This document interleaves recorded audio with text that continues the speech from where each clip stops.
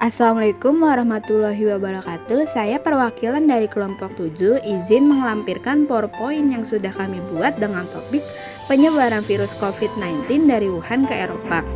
Anggota kelompok 7 yaitu Hasan Sazali, saya sendiri Anandeka Putri, dan Sylvia Dianti. Latar belakang virus corona atau COVID-19. Kasusnya dimulai dengan radang paru-paru misterius pada Desember tahun 2019. Kasus ini diduga berkaitan dengan pasar hewan Huanan di Wuhan yang menjual berbagai jenis daging binatang, termasuk yang tidak biasa dikonsumsi, seperti ular, kelelawar, dan berbagai jenis tikus. Kasus infeksi pneumonia misterius ini memang banyak ditemukan di pasar hewan tersebut. Virus corona atau COVID-19 diduga dibawa kelelawar dan hewan lain yang dimakan manusia hingga terjadi penularan. Coronavirus sebetulnya tidak asing dalam dunia kesehatan hewan, tapi hanya beberapa jenis yang mampu menginfeksi manusia hingga menjadi penyakit radang paru. Pandemi atau epidemi global mengindikasikan infeksi COVID-19 yang sangat cepat hingga hampir tak ada negara atau wilayah di dunia yang absen dari virus corona. Peningkatan jumlah kasus terjadi dalam waktu singkat hingga butuh penanganan secepatnya. WHO menyatakan saat ini Eropa telah menjadi pusat pandemi virus corona secara global. Eropa memiliki lebih banyak kasus dan kematian akibat COVID-19 dibandingkan China. Italia merupakan negara Eropa pertama yang terkena virus dan yang pertama di dunia memperlakukan lockdown secara nasional. Pandemi ini pertama kali dikonfirmasi pada tanggal 31 Januari tahun 2020 ketika dua wisatawan asal Tiongkok dinyatakan positif terkena virus corona di Roma. Sekelompok kasus COVID-19 kemudian terdeteksi dimulai dengan 16 kasus yang terkonfirmasi di Lombardia pada 21 Februari. 60 kasus tambahan pada 22 Februari dan kasus kematian pertama di Italia dilaporkan pada hari yang sama.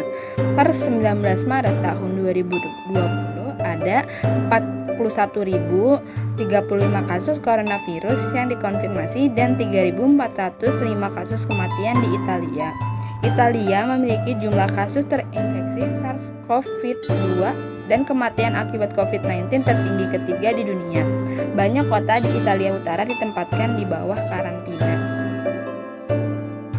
Pandemi coronavirus di Spanyol pertama kali dikonfirmasi pada tanggal 31 Januari tahun 2020 ketika seorang turis Jerman dites positif di La Gomera, Kepulauan Kenari. Per 24 Februari 2020, setelah ledakan jumlah kasus di Italia, Spanyol menemukan banyak kasus yang berhubungan dengan klaster Italia. Salah satunya berasal dari seorang dokter Italia yang berlibur ke Tenerife. Kejadian itu terjadi pada tanggal 24 Februari tahun 2020, yang mana seorang dokter medis berusia 69 tahun dari Lombardia yang sedang berlibur di Tenerife sejak 17 Februari dinyatakan positif di Rumah Sakit Universitas Nuestra Señora de Candelaria di Spanyol. Setelah itu banyak kasus yang ditemukan di Tenerife dari orang-orang yang mengontak dokter tersebut. Kasus-kasus yang lainnya berhubungan dengan orang-orang yang mengunjungi Italia juga ditemukan di Spanyol. Salah satunya seorang pria berusia 25 tahun yang kembali dari liburan di Italia juga dinyatakan positif di Austria, Spanyol. Sejak 13 Maret sudah ada kasus di setiap 50 provinsi di Spanyol. Madrid merupakan kota dengan jumlah kasus dan korban terbanyak di Spanyol. Tenaga medis dan orang-orang yang tinggal di panti jompo mengalami tingkat infeksi yang sangat tinggi. Per 25 Maret 2020, jumlah korban meninggal di Spanyol melebihi jumlah di Tiongkok, kedua setelah Italia di seluruh dunia. Selanjutnya, latar belakang coronavirus di negara-negara Eropa lainnya. Yang pertama yaitu Austria. Pada tanggal 25 Februari tahun 2020, Austria mengkonfirmasi dua kasus pertama COVID-19 pada seorang pria berusia 24 tahun dan seorang wanita berusia 24 tahun dari Lombardia, Italia yang dinyatakan positif dan dirawat di sebuah rumah sakit di Innsbruck, Tirol. Sejak 1 Maret tahun 2020, pihak berwenang di Jerman dan negara-negara Nordik lainnya mulai mengidentifikasi kota resort Sky Tyrolean Ischgl sebagai titik utama coronavirus. Ratusan infeksi ditelusuri kembali ke kota itu dan ditemukan bahwa transmisi telah terjadi sejak akhir Februari. Setelah mengecilkan risiko, pihak berwenang di Tirol melakukan karantina kota pada tanggal 13 Maret tahun 2020. Selanjutnya, negara Swiss. Pada 15 Februari, pemerintah Swiss mengumumkan seorang pria berusia 70 tahunan yang tinggal di Ticino yang berbatasan dengan Italia telah terinfeksi virus corona di kota Milan dan sekarang dalam isolasi. World Health Organization atau WHO memberikan perhatian khusus pada peningkatan kasus positif COVID-19 di Eropa. Pertambahan kasusnya dianggap sudah mengkhawatirkan. Kepala WHO Eropa, Hans Kluge, mengatakan dalam 2 minggu terakhir jumlah kasus baru meningkat 2 kali lipat lebih dari setengah negara anggota Eropa. Menurut data WHO, pekan lalu ada 300.000 infeksi baru dilaporkan di seluruh Eropa dan kasus mingguan telah melebihi yang dilaporkan selama puncak pertama pandemi di tanah Eropa pada bulan Maret. Dan ada 5 juta kasus terkonfirmasi di Eropa dengan 228.000 kasus kematian sejak pandemi masuk ke Eropa, saat total kasus positif corona di dunia sudah tembus 30 juta kasus. Selanjutnya adalah mengenai dampak dari pandemi COVID-19 pada kondisi ekonomi Eropa. Pandemi ini berdampak kuat pada kondisi ekonomi Eropa.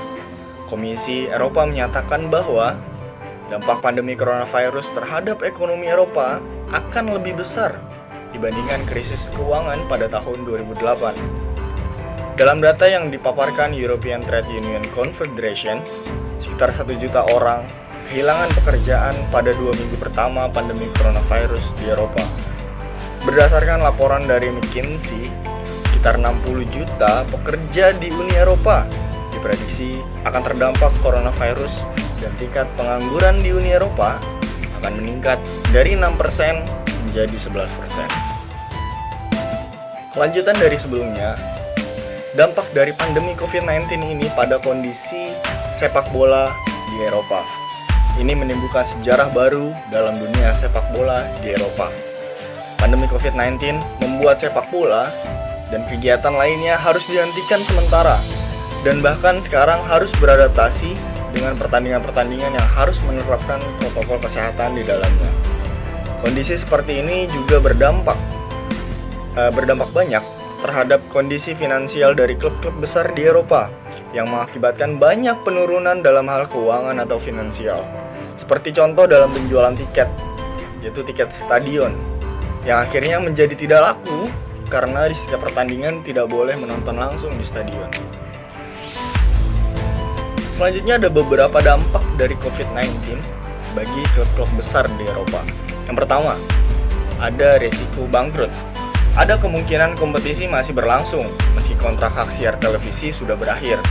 Ini akan berdampak pada pemasukan klub dari hak siar. Yang kedua, pemain menjadi korban.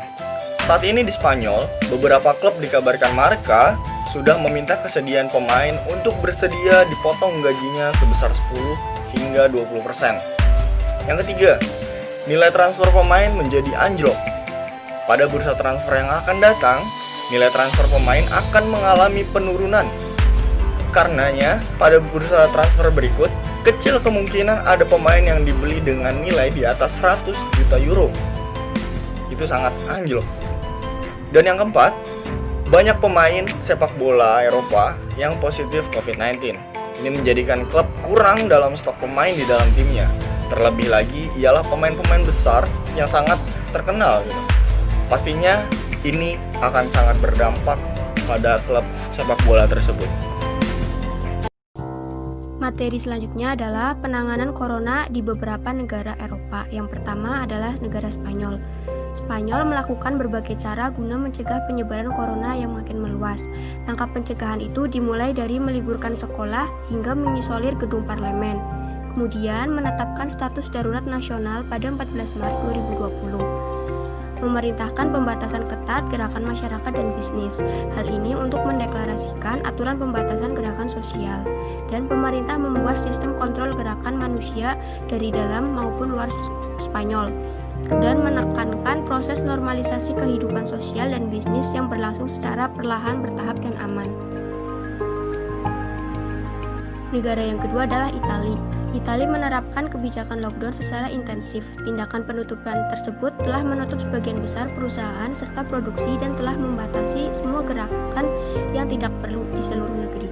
Mengisolasi seperempat jumlah warganya demi mencegah penyebaran infeksi virus corona, dan menetapkan kebijakan yang sangat agresif baik dalam hal pelacakan kontak dan investigasi, dan meningkatkan langkah-langkah untuk mempersiapkan peningkatan permintaan dalam hal perawatan, menutup semua toko, tutup kecuali apotek dan tempat persediaan makanan.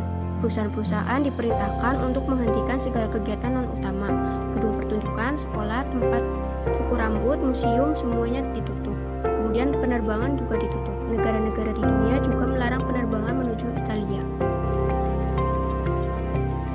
Negara yang ketiga adalah Prancis. Prancis melakukan penguncian wilayah atau lockdown nasional. Orang-orang yang melanggar aturan ini akan dihukum dan mengakhiri semua perjalanan yang tidak penting ke Eropa, menutup sebagian besar toko, restoran, dan fasilitas hiburan. Kemudian melakukan pengujian masker, pelacakan, dan vaksin. Kemudian memprioritaskan pengujian akan diberikan kepada lansia, tenaga medis, dan mereka yang dianggap rentan. Dan yang terakhir adalah Jerman. Jerman menerapkan kebijakan penguatan infrastruktur di bidang kesehatan hingga karantina wilayah atau lockdown. Pada akhir Februari, Jerman memperpanjang penutupan sekolah dan fasilitas penitipan anak dan mengharuskan siapapun yang telah melakukan kontak dengan kasus yang dikonfirmasi untuk diisolasi selama 14 hari dan membatasi perjalanan ke Jerman. Jerman melakukan pemeriksaan atau testing virus corona secara signifikan dalam jumlah yang banyak, sehingga pasien-pasien yang memiliki gejala ringan infeksi virus corona atau sedang sekalipun bisa langsung mendapatkan penanganan secara tepat. Memiliki kebijakan dana riset vaksin. Dana itu mencapai 3,5 miliar euro. Kemudian ekonomi yang masif, yaitu menyiapkan dana stabilisasi sebesar 600 miliar euro dan bantuan untuk usaha kecil menengah atau UKM sebesar 165 miliar euro. Tidaklah Allah menurunkan penyakit, kecuali Dia juga menurunkan penawarnya. Sekian dari kelompok kami. Terima kasih atas perhatiannya. Wassalamualaikum warahmatullahi wabarakatuh.